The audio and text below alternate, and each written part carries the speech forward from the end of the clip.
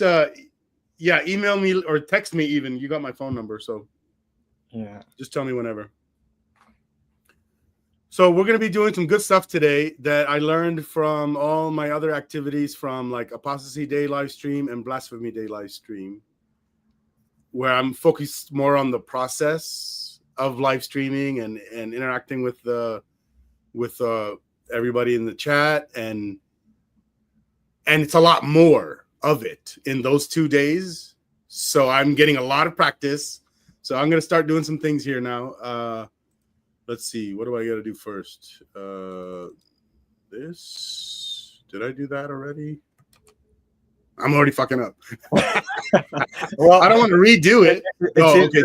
This is the new thing. Here we go. Well, you studied up so much now. That's not so much information. And by the way, I never studied for any tests in school. Like, or if I did, it would be like the cram. I would wake up really early, like 4 a.m, and cram for a few hours before the test. That's the only thing I ever did. No, and people see it as I'm not studying, but no, the way I see it is I'm just really good at listening during the fucking class in the first place. That's the studying. Yeah, I think it also depends on the discipline, because if you're doing something scientific, eventually you're not gaining information. Essentially, you're learning a skill for the most part. There is a way to solve problems. There are methods that you're going to be using to approach things. Once you master these, once you understand what the idea is, the actual studying is basically going to be just the accumulated experience that you're going to gain throughout. Yeah, and the way everyone else studies, let me say it this way, the bad way that a lot of people study is basically just rote memorization. And that's... It wouldn't work in physics anyway. Oh, of course not. I don't think it works in anything. If you're having to like memorize, I don't know, let's say you're learning Spanish and you're having to memorize, okay, this letter is associated with this sound. Okay, that's memorizing. Fine. But there's not a lot of that. Yeah, but think about a discipline like medicine, for example, when you have to literally take all that information in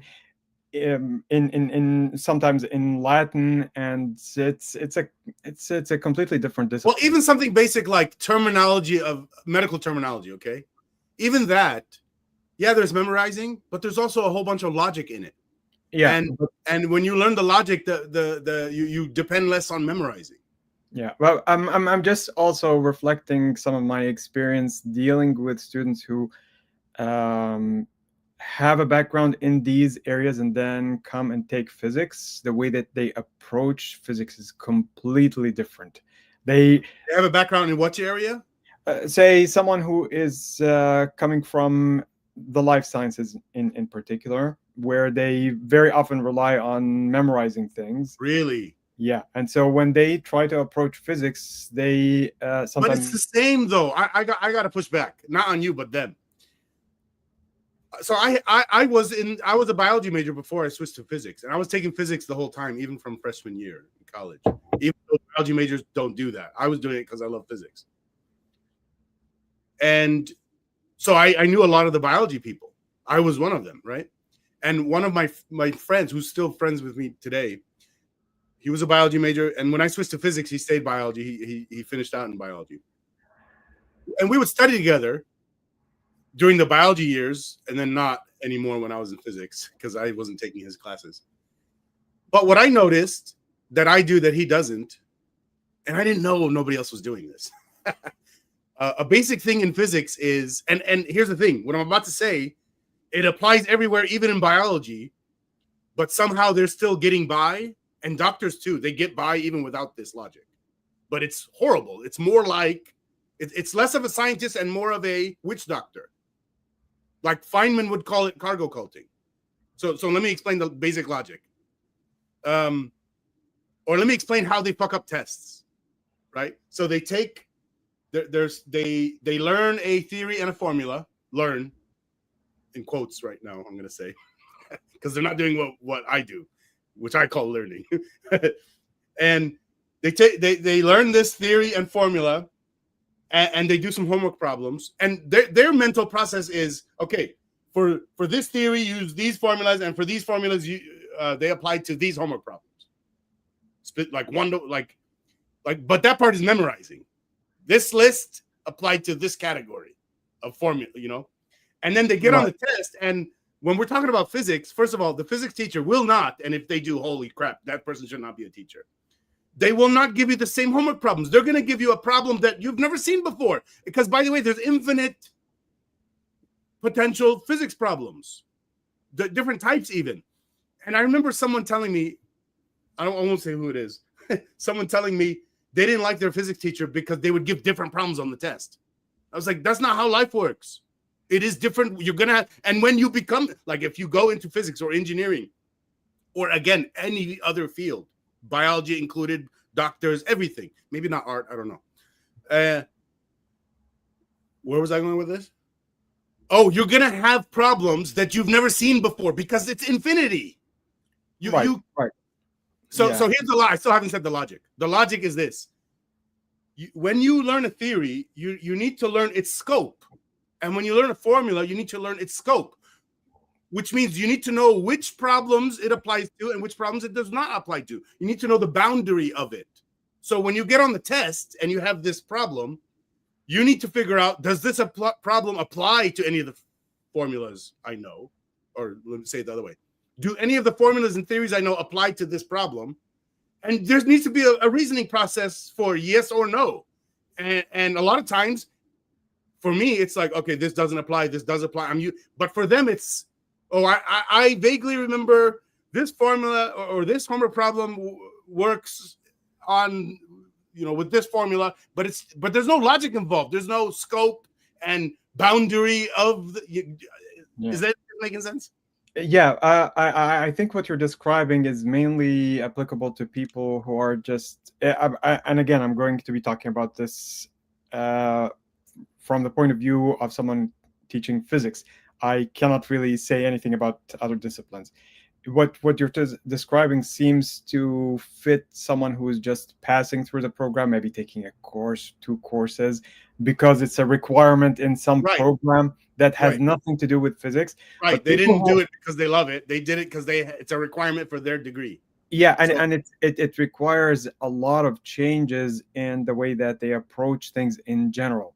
To me, I don't see that. To me, when I was taking biology classes, chemistry classes, physics classes, I was doing the same thing in my physics classes with the other ones. And then I remember like biology 223, which was what was that? Anatomy and physiology. We had 2 professors. That's weird. That was the only class we had 2 professors. And I remember they gave us a big project. I don't remember what the requirements of the project was, but I remember my solution or my thing that I did. And it was so basic to me. It freaked me out that they were so proud of it. To me, it was basic because I remember conservation of energy in physics, which is, E equals, like total energy equals all the parts of the energy. And it adds up. So I took the body, the human receives energy, human exits energy. The receiving is like food. The exits are like poop. And I wrote an equation with that. There was a lot of things in it. I don't remember all of it. And I submitted it as a paper or whatever. And then the next day or the next time we had a class, the teacher started writing my work on the board and said, this is what you guys should have been doing. Nobody did anything like this. And I was like, what? This is new or different? Or what is everyone else doing? So I don't know if that made any sense. Yeah, no, it's I mean, there's a lot that can be said, but let me just say, so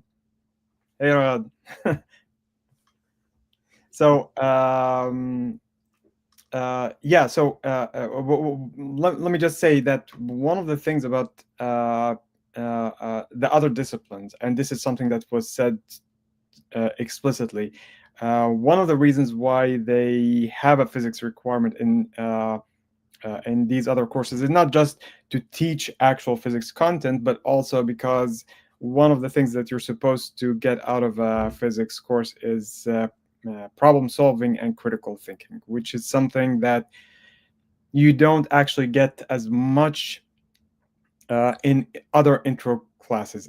which is weird to me. Now, go ahead. No, Finish. I'm I got a talking point. about the intro level. I'm sure that beyond the intro level, it's a completely different thing. But at the intro level, when you're just passing through the program, that's a good opportunity to get exposed to this kind of thing, because it's basically the default mode in physics. So here's the conflict for me. Everyone's always told me when they find out that I am good at physics and math or whatever, oh, you're so smart. And they're good at things that I'm not good at. And I never got to talk about that because they never even like considered, I don't know, maybe I didn't know how to talk about it. More recently, like very recently, a few years ago or less, I got the idea that, wait a minute, no, physics is the easy thing. Everything else is the hard shit.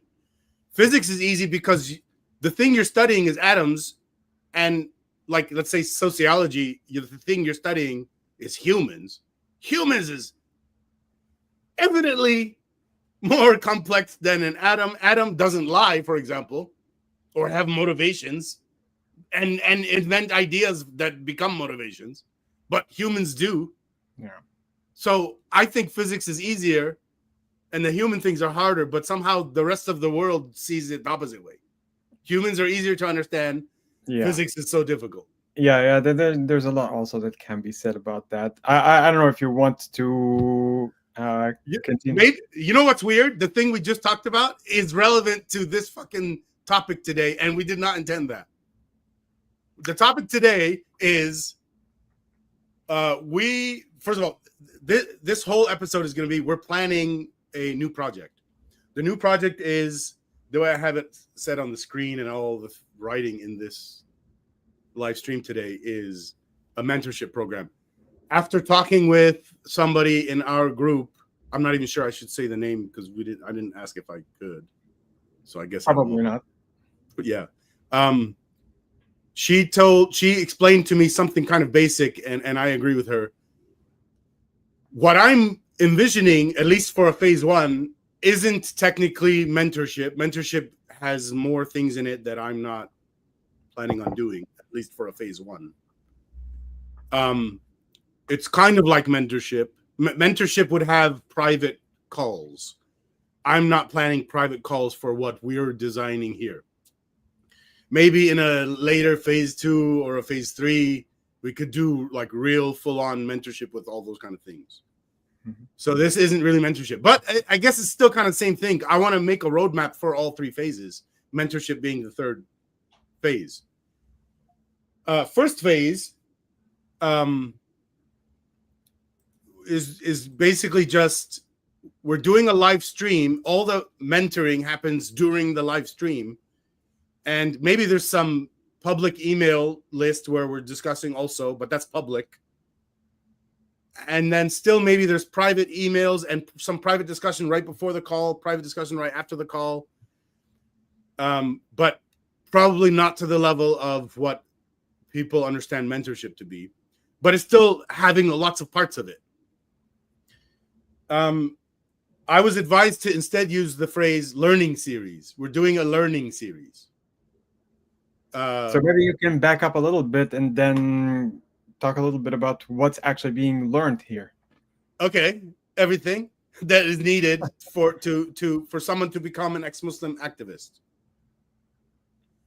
Why is that something that needs to be taught specifically? I mean, the person who will have gone through the process of I'll tell you real quick, even about myself. Mm-hmm. I'm trying to learn from the other people that have been doing this a lot longer than me. I'm very new to this. So, for example, Mariam Namazi, there's so much I need to learn from her. Every time I see her doing something, I look at it and I say, I couldn't have done that. Nope. I'm a long ways from knowing how to do that on her like first try. Holy shit. Everything she says.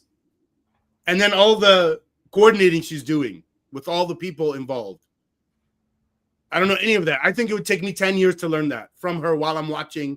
And that's assuming she's also trying to mentor me you know what I mean? Like, I wouldn't learn it if she wasn't talking to me. You get what I mean? So Right. So there has to be some kind of an engagement in that case, and of course we have to bear in mind that she has started a long time ago. she was So 13 that, years old, and she's in her 60s, I think. So she's been doing it 5 decades. Yeah, but the point is, there's a lot I need to learn. It's going to take a long time. And by the way, saying 10 years is kind of, that seems small if it took her 50. But there's better teachers now than her in her time, and there's better tools for us to communicate. So maybe I could do it in 10 years. Maybe I could do it in 5. I don't really know. But the fact that I need to still be being mentored by these people, other people need it too.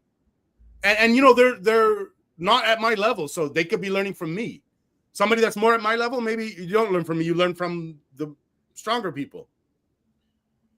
But let me get more to the point.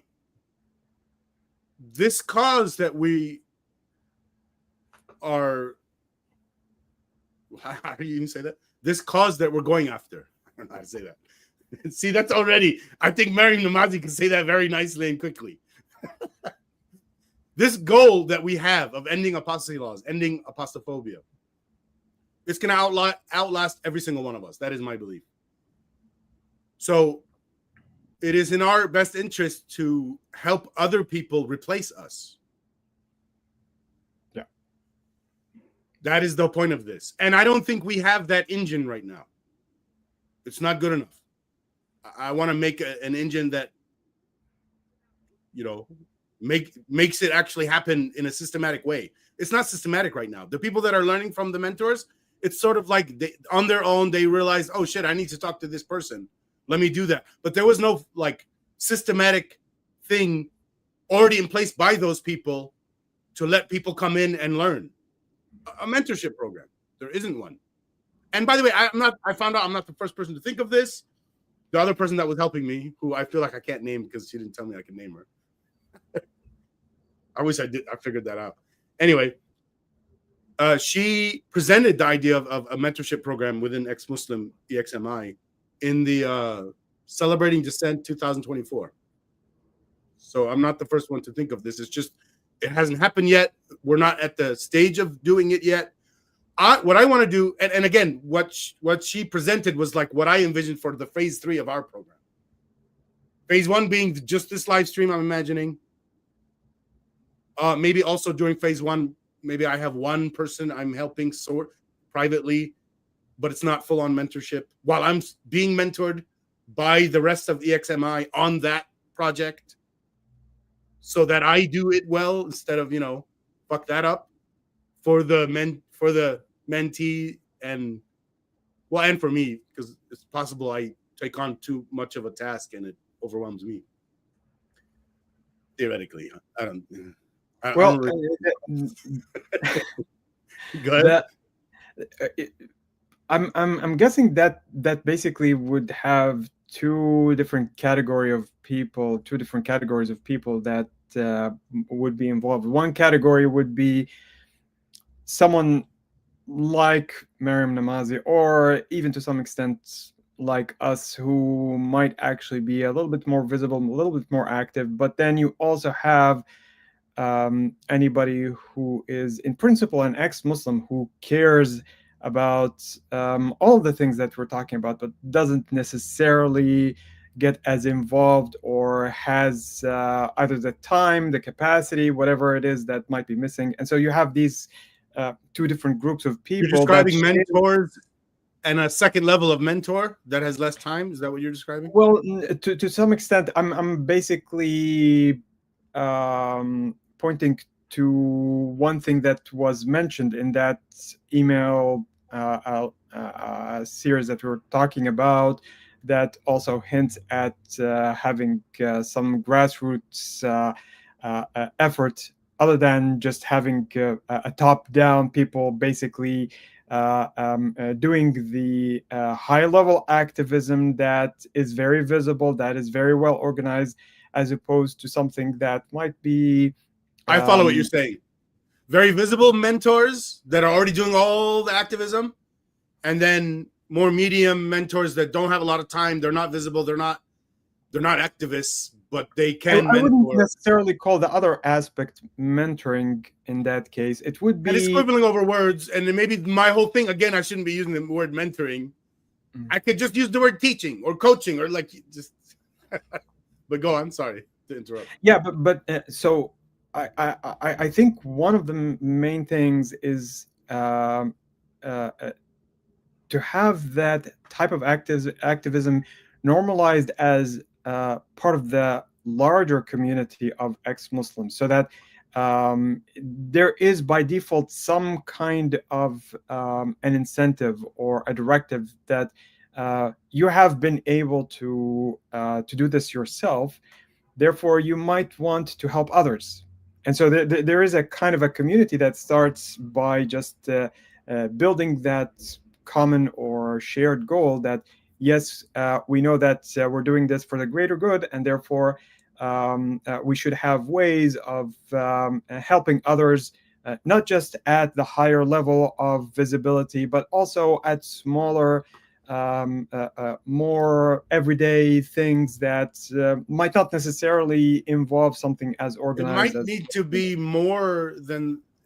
It might need to be where anyone who thinks they can teach something should have the chance to at least present that to the group and say, hey, I want to teach this. And then there's a deciding process, and then they get on. So that means anyone who thinks they can teach something theoretically could get on and teach something, rather than like I'm choosing everybody. That's kind of what you're saying too, like who gets in to teach. Yeah, and I also should make a distinction between teaching the practical aspects and talking about the practical aspects of doing this, and teaching the content, which is a little bit condescending and saying, well, I have been enlightened now, and I'm going to come. Well, reaching that level of seeing the issues that are wrong with a religion or whatever kind of system, and then being able to get out of it, like waking up from the matrix and seeing that you're in the matrix, and now realizing this, now all of a sudden you're that enlightened person that is trying to disseminate that light to the world. That aspect of teaching, what that is, this is a little bit of a condescension that I personally would like to avoid as much as possible. I'm not going to come to someone who is still a Muslim and say, well, I'm better than you, or I'm more enlightened than you, because I have already seen the light and I'm there. So I wouldn't focus on teaching that aspect as basically teaching apostles to go onto the nations or something of the sort. But definitely the practical aspect of this would be something valuable, not just in this, but in general, any kind of idea that you might have that you want to discuss with others. It would be helpful to actually have some tools or a skill set that might be usable to implement it. I think I know what you mean when you, at least the first part of what you said, but I think I got confused with the second part. But maybe when I put this on the screen, you'll know what I mean and you could fill the gap for me. Let me put this on the screen. How do I do this? Actually, I deviated from my process, I think. I want to quickly recap what we did on this channel last time. It'll be real quick, and then we'll get back to this topic, okay? Mm-hmm. On September 30th, was that 4 days ago? We celebrated International Blasphemy Day 2025 live on this channel, and I recommend everyone watch it. Let me put it in the comments. I was already supposed to do that. There's another mistake. Here we go.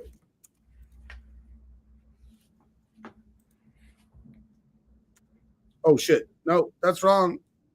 No. Delete.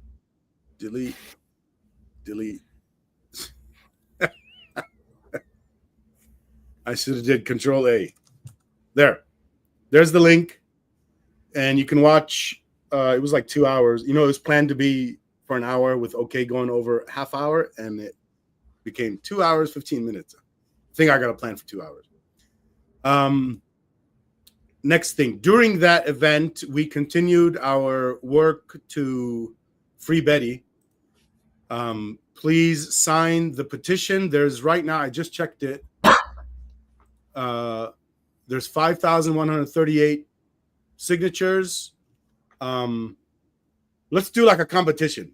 We want 10 signatures by the end of this episode.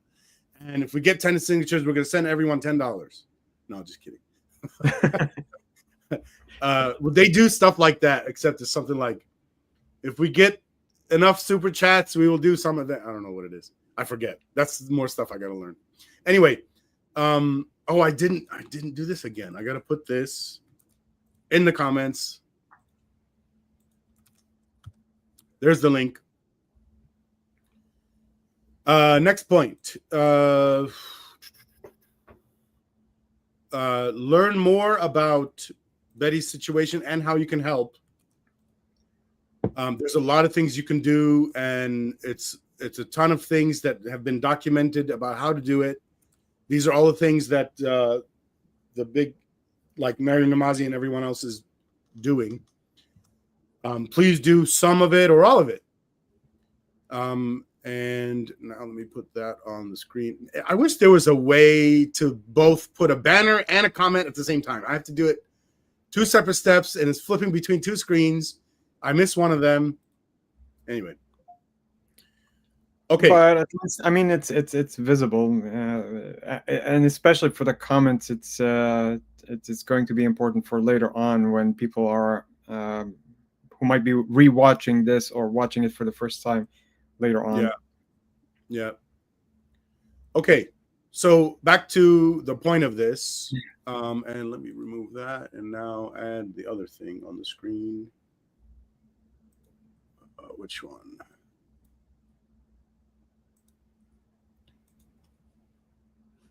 That one. Okay. So you were saying,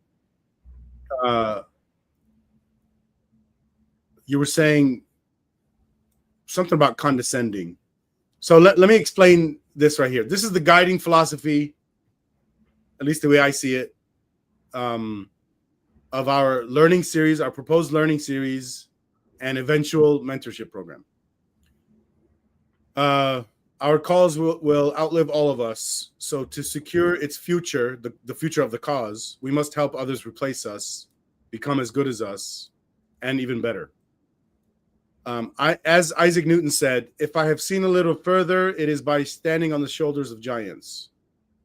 Ellie Goldratt added, and this is not a quote, I don't remember exactly how he said it. It didn't sound as pithy anyway. So he says, and it's our responsibility to stand on their shoulders and see further than they did. And I add, and we should not hang on their backs. And actually, maybe Ellie Goldratt said that too. I get mixed up. It's many years ago now. And what I mean by that, what we mean by that, we must learn from the giants, building on their insights, while ensuring that their message remains uncorrupted for future generations. To hang on their backs is to attempt improvement without first attaining full understanding, which distorts their ideas and risks passing down a broken legacy. And the short sentence that encapsulates all of this, I think, and I think this is the mindset that an activist should have, a new one, is to become the greatest leader, one must first become the greatest follower. Now, given that, can you revisit what you said about condescending, whatever, to Muslims? Yeah, so I was saying that there are 2 different aspects to this whole thing. Sometimes you have the activism part that has to do with, say, the situation that's going on right now with Betty. Definitely, there has to be various strategies and techniques that are needed to approach something of that sort, to trodden paths that after a while you would have the knowledge of how to go through them, and that's a knowledge that needs to be passed, and a knowledge that needs to be disseminated, and people need to learn how to do it effectively and efficiently, and to do it in time, so that sometimes some of these things are very time sensitive. Say someone who is being jailed and could be put to death, for example. If Everything that Betty's dealing with is time sensitive. Yes. right, so this kind of thing, these are really important skills that do need to be passed on. This is not something that's one size fits all. So you have all sorts of groups that do engage in all sorts of activism, but that doesn't mean that you go and take whatever it is that they're doing and implement it as it is. It has to be adapted. It has to have people with the experimental, with the practical know-how to actually know how to do this effectively and in time. So that's one aspect. The other aspect is what is it that's also being imparted to people? Are you going to be teaching them knowledge about the actual religion and what's wrong with it? That's the problem that I mentioned before, which I find some people present in a kind of a condescending way. That's the Well, problematic issue that I was considering. If people came onto our learning series, and by the way, part of it is they get to ask their questions and we answer. If they ask like a question about Islam and I don't know shit about that, let's say, I can direct them on how to go learn about it. I don't have to spoon feed, like learn it myself and then tell them. I can tell them, for example, do you use whynotislam.net? Or do you use wikiislam.net? And how do you go about learning it? Tell me what you do, and I'll give you advice on what to do differently. So, does that answer your question? Partly. To some extent, but it you have to remember that if you're not talking to someone who is already willing to question religion and to think about it in a critical way, they're going to also You mean come Muslims? from the point of, yeah, you're going to be talking Why would about Muslims come on to our on our learning series, which is for the purpose of helping ex-Muslims become activists? Well, if you're doing this publicly, you're expected to have all sorts of people, especially people who might be presenting a critical view of what you're doing. Well, I don't plan on accepting someone who doesn't have the plan of I want to become an ex-Muslim activist. Right, but if you're doing and if somebody this tricks us and gets on the call, and as soon as I find out, I will take them off the call. I'm not seeing what the problem is. Can you tell me what the problem is? This doesn't have to be in real time. You're going to be getting some criticism sometimes, especially. I love that stuff. and so that's what I'm talking about. If you're going to be engaging those people, what kind of engagement is going to be involved in this? You're kind of saying, how am I going to deal with detractors of our program? Detractors, critics, but because criticism is not something that those things. I can't wait. I'm going to deal with them the same way that I got detractors for this organization. And the only kind of detractors I got was, why the fuck are you using the word cult? It's not a cult. You didn't even explain yourself. So then I explained. First of all, I love explaining it because in general, people don't ask me, why did you use the name Uniting the Cults? I have had that honest question before where they didn't just say stupid shit. They just asked me. So I answered. But sometimes I get where they're telling me my name is wrong. They're telling me it's not a cult. They're telling me what cult means. They're telling me what my ideas should be instead of asking. And I love those kind of replies because they're trolling me, and I love using my anti-trolling method, which, by the way, is a thing I want to teach in this learning series, how to deal with fucking trolls. Because ex-Muslim activists have to deal with that a lot. There's a lot of goddamn trolls trolling us. Now, the people who are trolling, they don't know they're trolling necessarily all the time. They don't know that let's say, the thing they're doing is accurately described by the word troll or trolling. I've even had ex-Muslims do that. An ex-Muslim was trolling me for a long time, and he said something like, when I told him he's trolling, he said something like, "Come on, could I really be trolling and not know I'm trolling?" Yeah. Yes. There's a lot of things like that. You can be doing it without knowing you're doing it. You could be lying without knowing you're lying, for example. Anyway, I was getting pissed. That's another thing to teach. Like, if you're getting pissed and you don't want to be pissed, you know, there's a way to deal with that.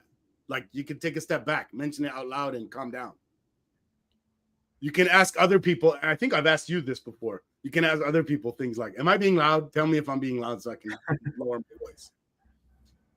And actually, Usama, I don't know if I've ever said this to you, but if you see me getting angry, and especially if you think that's bad for the audience, stop me and, you know, be like, No, on the contrary, here's the thing: if there's something that's involved, that's creating some kind of a reaction, if you're not reacting to it, that's "Oh odd. yeah, I'm definitely not saying that all anger is bad. Definitely not." I really love what Aristotle said about it, or at least what he reportedly said about it. Hold on, let me put it on the screen.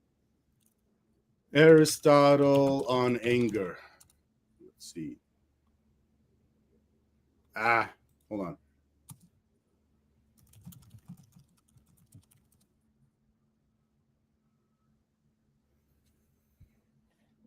Here it is. Why do you break it up like this, you bungholes? It's broken up with explanation. I just want the quote. Here it is.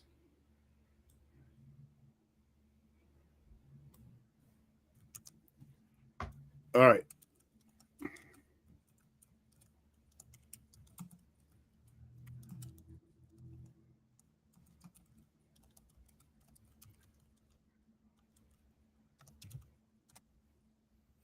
Let me read it. Anybody can become angry. That is easy. But to be angry with the right person, to the right degree, at the right time, for the right purpose, and in the right way, that is not within everybody's power and is not easy. I think I've seen different versions of that. Somebody's been fucking up the quotes. And it makes sense given it's been 2,500 years. Also, it was a different language. I don't know about whether he said it or not, but definitely Aristotle said a lot of valid things that can be considered to be timeless. Although maybe not inside of epistemology. But maybe, Well, maybe we should have that discussion one day. We haven't had it yet. It's in so many different areas. I mean, it's we already talked about some aspects of this when it comes to the effects of Aristotle on physics, the effects of Aristotle in the effects of creating. Aristotle on physics. Was that good or bad? I think it was bad, right? It was bad. Go ahead. And some of the effects that he has had on the formation of what became known as scholasticism, which in itself enriched What is religious. So it's a kind of the philosophy that prevailed during the Middle Ages. It's basically a merger between Aristotelian philosophy and Christianity for the most part. So up to a certain point, Plato was the one that's affecting. What does it mean? What is scholasticism? So if you compare this to Platonism, which was talking about forms and things of that sort, it affected some of the theology in Christianity. So some of the language that you find is it like partly epistemology, partly morality? Is it any morality? Well, that's the point. Up to a certain degree, it was mainly Platonism that was the influence, talking about theology and the nature of Christ and so on. And then gradually, mainly through Thomas Aquinas, it had that influence of Aristotle, which put a kind of a philosophical, deductive aspects to some of the ways that theology is being done. So And some that, bad epistemology, justificationism. I would say it's a mix of bad epistemology and bad cosmology.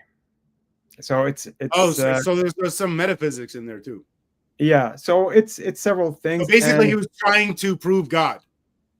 to some extent, yeah. And then you That end up fucking with bastard. and then you end up with this becoming mainstream, especially from the point of view of Catholics, but also others. Not so much in Eastern churches, but it's mainly in the in Western churches that really emphasized Aristotelian philosophy. Same thing in parallel happened with Muslims. So yeah, there Yeah, are I remember issues you there. told me this, that Christianity and Islam used Aristotle's philosophy to bolster their religions. So is that Yes. the scholasticism stuff? Yeah, but it's mainly on the Christian side of things. On the Islamic side, it became called kalam. Okay, fine, but the same logic. To some extent, yes. They changed it too. Okay, they upgraded it, made it more infallible. Well, after all, you're talking about different theologies and different people taking in those ideas and developing it in different paths. But yeah, it's Aristotle is great, maybe in extracting quotes like this, in taking gems like his development of logic. But overall, you can see some really damaging things that he introduced, and yeah, that people. and just to compare, like I haven't seen anything wrong from Socrates, but maybe there's a second issue there. Maybe he said a lot of wrong things, but they didn't, because he didn't write his stuff down. So maybe his wrong things he said didn't get written down. yeah, but also with Socrates, things are not as detailed as what you would have in the case of Aristotle, because eventually what we got from um, uh, Socrates came through Plato, and it was talking about someone who is basically a teacher, a guru in one way, compared to Aristotle, who was kind of someone who would take something and go through it systematically. So that wasn't exactly the same kind of approach that Socrates did. Are you saying Aristotle wasn't a teacher? No, he was. It's just that the picture that you have of Socrates is completely different from what we have of Aristotle. Okay, so let me talk about, back to the learning series / future mentorship program. I want to say some more things about what we will be doing on these kind of calls, live streams. Let me put this back on the screen. Maybe I'll keep it like this. Does that look smaller than the other one? Yeah, I think so. I think it's not using the real estate of the screen as good as the previous one. That's weird. It's the same damn window. Well, what the view that you had before had us on one side, and oh, it was a different view? Yeah, it was a different view. Shit. Oh, how about we just do this? Yeah, or should we see our faces? Let's just do this. I can see this very clearly. Yeah. All right. Yeah, so, and bear in mind also that if there are people, we talked about this before, if there are people watching this on a mobile device and the screen is already small, they're not going to be able to see the text very well anyway. Shit, wait.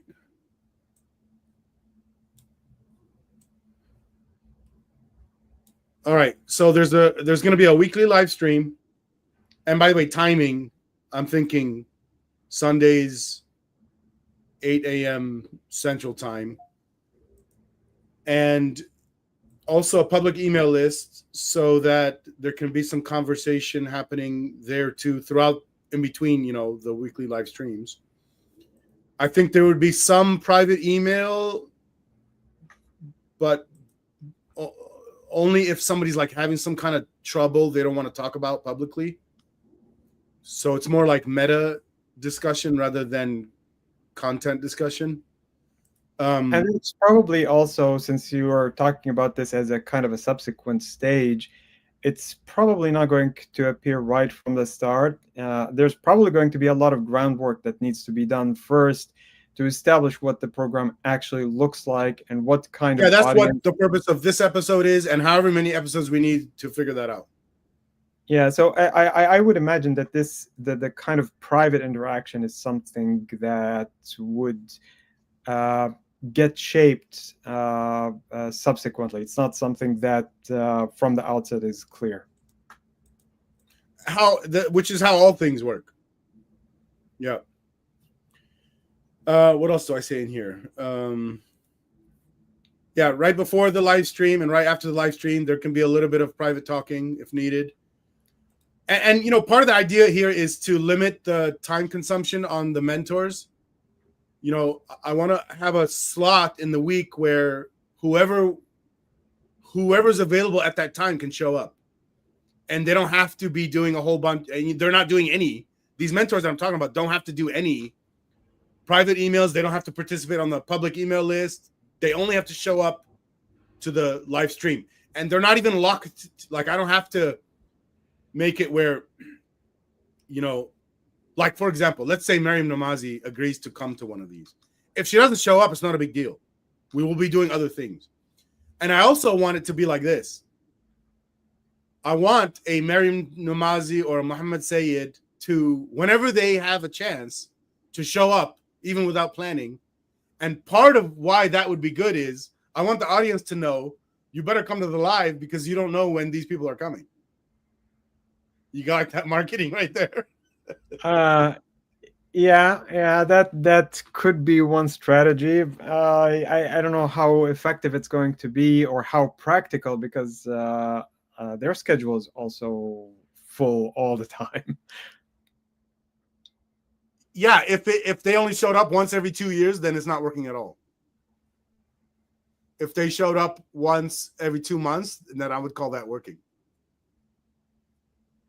Yeah, obviously this would require. And again, it's not just 2 people. Maybe there's like 5 people that are really amazing, and between the 5 of them, let's say once a month we get one.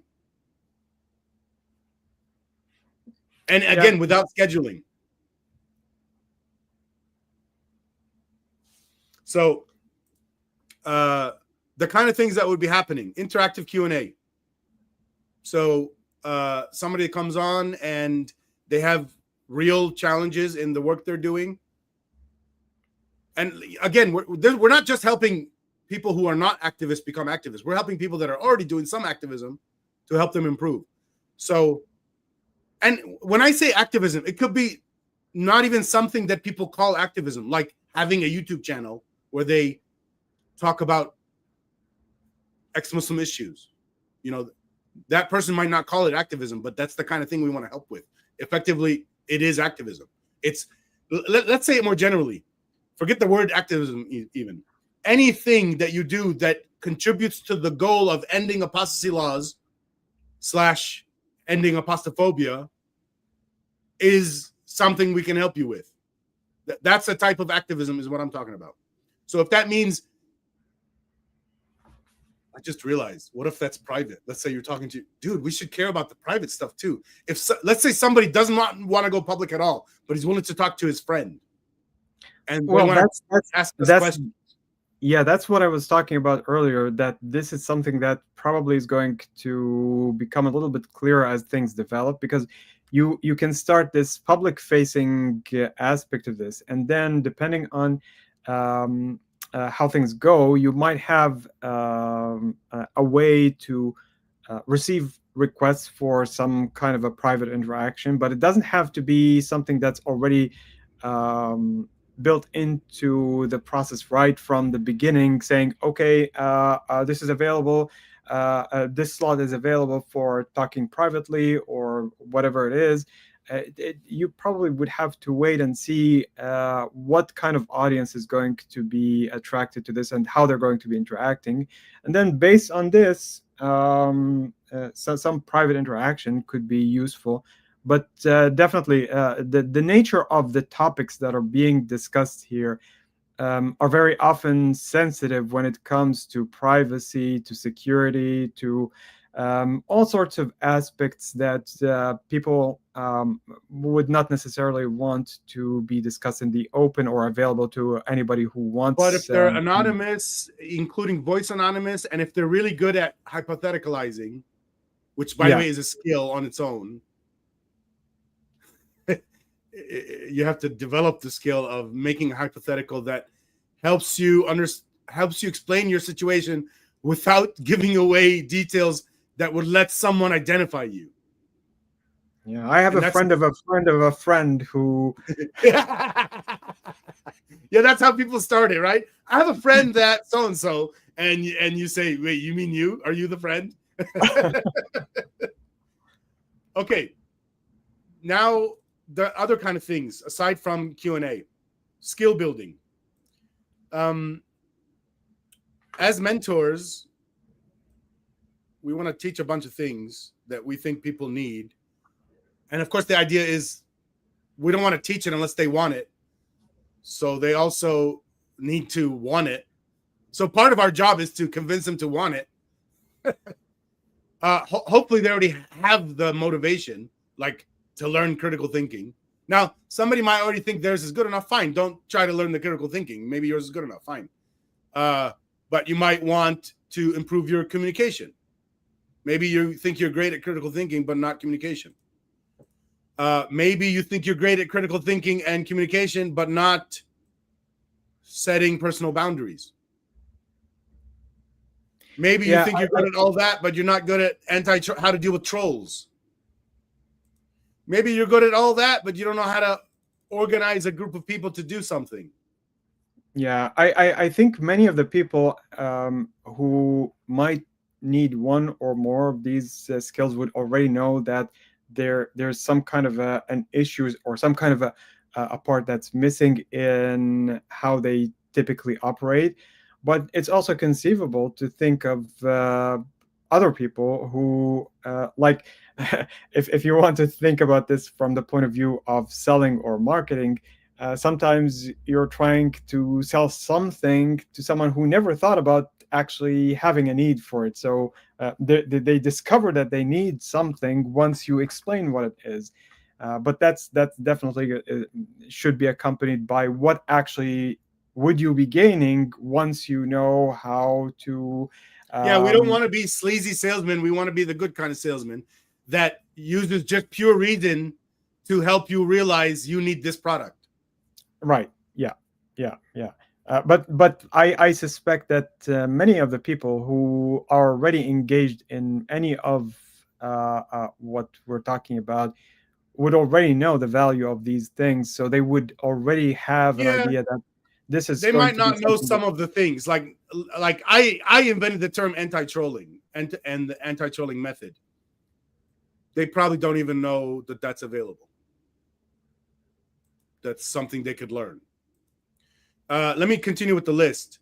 Let's say they're good at all these things, but they have a problem with emotional regulation.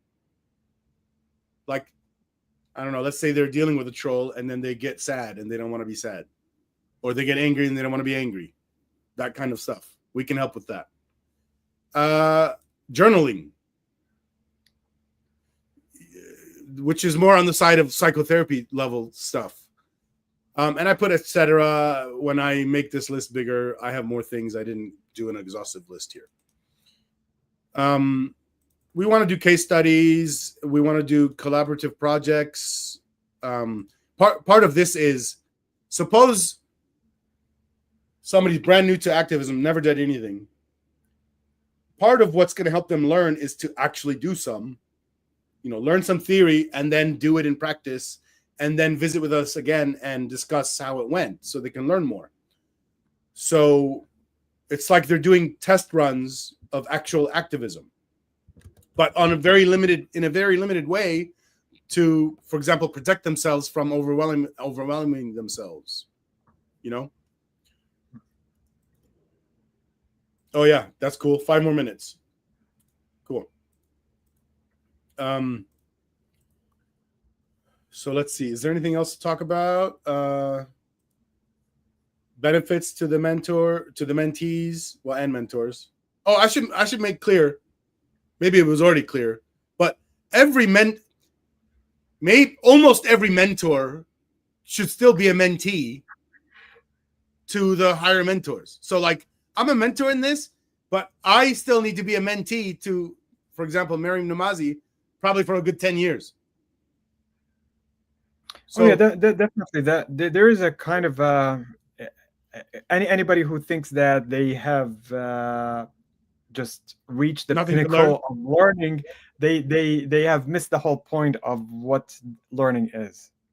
So you're always going to be learning something. It doesn't matter what kind of thing it is, whether it's an actual skill set, whether it's knowledge of something. It's definitely something that happens all the time. Okay, I'm gonna put a couple more comments. I just repeated the questions one. I want people to, actually tell us what kind of help do you think you need to become a functional activist, and how do you think that should be delivered? Maybe you guys say things we didn't think of. And of course, there's lots of things I haven't even said here. And this was not enough to plan anything. We're going to have to do this next week also. And for probably many episodes until we develop. One thing we need to do is develop a beta test, one single episode that we do on this channel to be, and then maybe more planning episodes and maybe more beta tests before that this is ready to launch the new weekly live stream. Let me say something about this comment you just put. What sort of help do people need and how to deliver it? I think sometimes solving a problem, in order to solve a problem, first you have to understand what the problem is. And I think part of what people might be bringing in are not going to be articulated ideas that say, I am missing this skill, can you help me with? What they would probably have is a problem, and they're not able to identify what the issue is to begin with. Bringing concrete problem, like one of the items that you mentioned, is actually a really wonderful thing. Looking at case studies, that's definitely going to bring up certain things that the person is not going to be aware of, but through discussion, through talking about what's going on, they might actually be helped to see what the issue is and what kind of path they might have. Probably the person that can answer this question is somebody that already solved a problem. They knew what they needed to learn and then learned it in a specific way, and they can tell us. This probably isn't a question for somebody that hasn't even learned it and didn't go through the solution process and solved it in themselves. It's probably someone that did all that and watched other people go through it too, and are watching other people, let's say, failing to learn it. So they have an idea of what it is, the thing they need to learn, and how it needs to be taught because they were watching other people failing at learning it. That's probably the kind of, so it's more like people on our level able to answer this question. But if I'm wrong and somebody can answer that question, not having done all that, fine. So to be clear, I didn't say in here only the experts can answer. Anyone can answer. Yeah, anyone can provide an answer, and it's whatever it is that's being proposed, it's going to be started as a kind of a discussion, because obviously all of these things are not going to have only one answer, one way to do things. you might have different approaches that might be complementary, that might have to go into a kind of a conversation in order to bring up more ideas and better ways of doing things. I just realized that I've been doing something wrong. So aside from the live comments, there needs to be an additional comment by me after the live, the other comments, the non-live comments, where I try to get people to say something, because if there's no comments down there, that's bad. There needs to be comments after the live. Yeah, I found, yeah. and it needs to be in the first day or something, I heard. So everyone watching, please put a comment after the live. It's a YouTube algorithm thing. Yeah, you mentioned that last time. I'm not sure actually how easy it is to get people to interact with something of that sort if it's being promoted as a live usually. Because We usually do main get comments. On Blasphemy Day, we got none. Like, there was a lot live, nothing afterwards. It's only been 3 days though.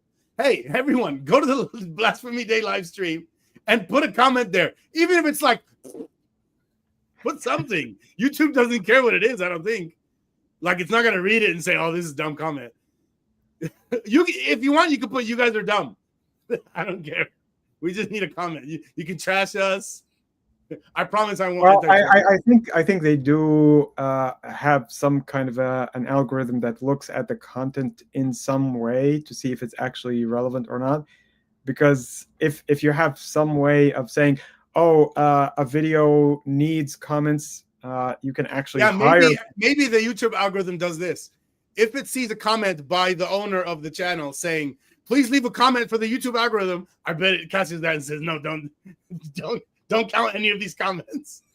Yeah, no, I think YouTube has enough years of knowledge and experience to actually know how to handle this. Every time they ran into a scenario, they built a new policy. Yep. Well, I would need to sign out, but I think that there's that important comment that Ragad has actually put about Maryam Namazi's role. It's definitely something that Ragad, my mother says, Maryam, she gives me hope, gives her hope. A very strong, courageous, and educated woman. Clapping, arm strength, and okay. I don't remember what I said anymore, so I don't know. You know, that happens a lot. Somebody will leave a comment, and I won't remember what it is that I said that they're replying about. So that's one of them. And also, I said a lot of funny things, so that's confusing. Which funny thing? I said like 1,000, I think. Well, maybe you should become a stand-up comedian, professional stand-up comedian. Then you turn that. Hey, by the way, if all this fails, I'm gonna do stand-up comedy. That's my plan. That's my next job. If I fuck this up. All right, guys. Bye, everyone. Sama has to leave. Okay. Take it easy.